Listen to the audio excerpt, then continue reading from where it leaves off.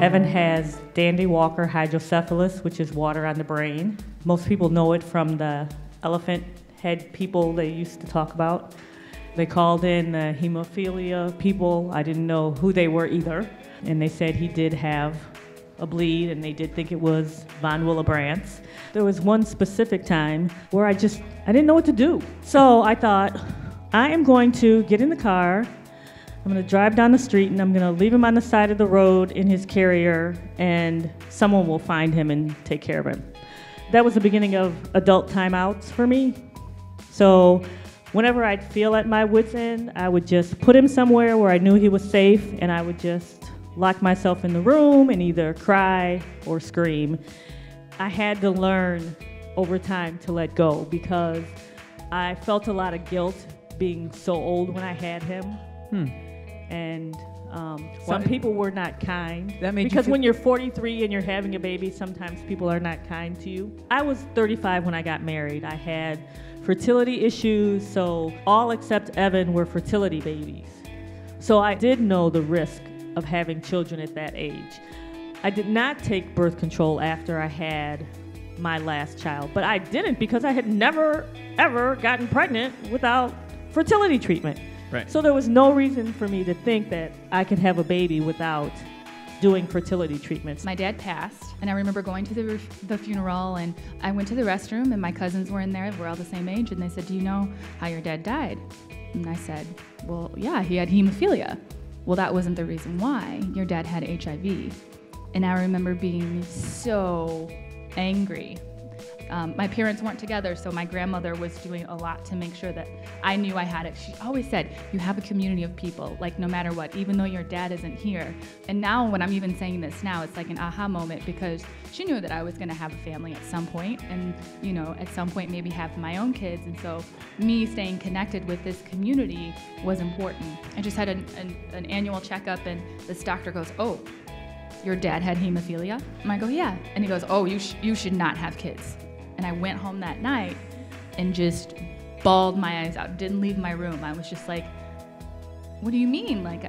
But then we thought about for me, is that right to be able to have control over this?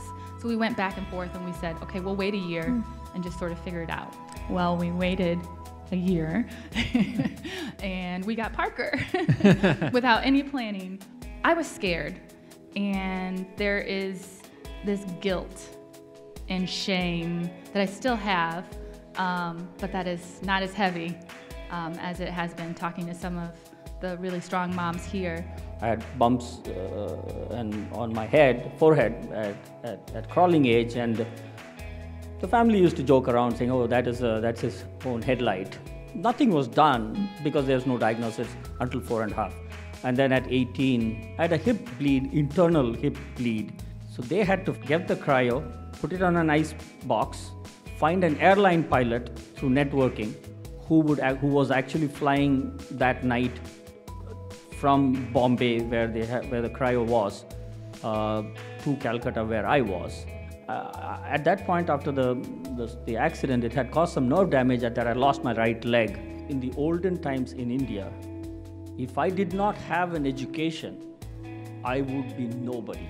I would not get anywhere in life. Because manual labor was out of the question. Yes. Anything physical was out of question. There was no, and this cryo was extremely expensive, and there was no insurance. There still is no insurance. And I went to do my PhD at a very, very premier institute, almost like the Harvard or MITs of India.